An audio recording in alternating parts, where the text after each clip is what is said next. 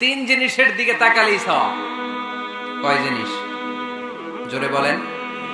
এক নাম্বার আন-নাযার ইলাল মুসহাফ, কোরআনের দিকে তাকালেই সওয়াব, পড়া লাগবে না, পড়লে তো সওয়াব আছে, তাকানো মাত্রই। দুই নাম্বার আন-নাযার ইলা ওয়াজহিল ওয়ালিদাইন, মা বাবার চেহারা,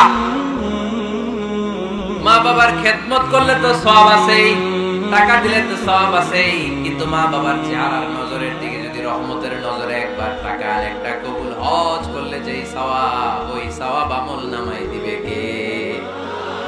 মা বাবা এমন জিনিস আমরা চিনলাম না।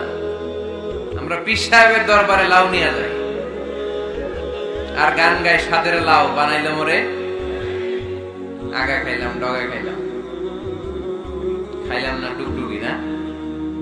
তো কই লাউ নিয়ে যান আপনি, কই হাদিয়া নিয়ে যান? আসল পীর সাহেব তো আপনার ঘরে। আপনার আব্বা সবচেয়ে বড় পীর সাহেব, আপনার আম্মা জান আপনার জন্য সবচেয়ে বড় পীর সাহেব।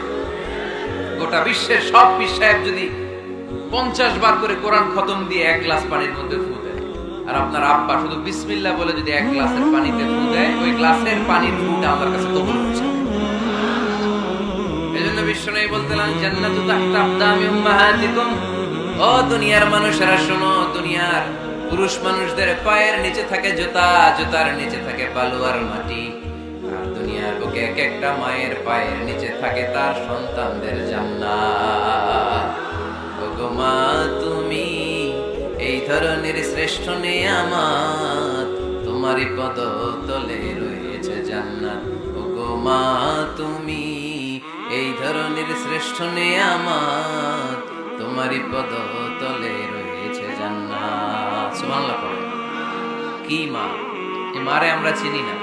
লাউ কাতা'তা জিলদাক, তোমার গায়ের চামড়া কেটে যদি মাকে জুতো বানিয়ে দাও, ওই যে ছোটবেলায় দুধ খাইছিলে, এক ঢোক দুধের শোধ আদায় হবে, এক ঢোক দুধের শোধ আদায় হবে না।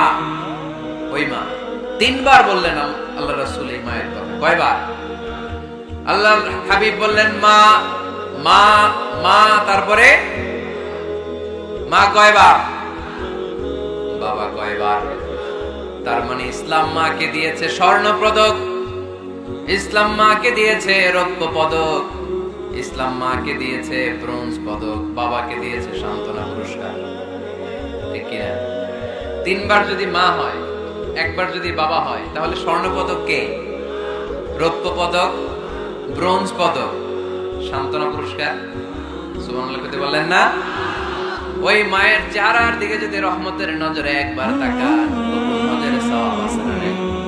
তাহলে 1 নাম্বার কোরআনের দিকে নজর করলে সওয়াব, 2 নাম্বার মা বাবার চেহারার দিকে নজর করলে সওয়াব, 3 নাম্বার আল্লাহর কাবা ঘরের গিলাফের দিকে যখন নজর করে তাকাবেন, 20টা রহমত নাযিল করে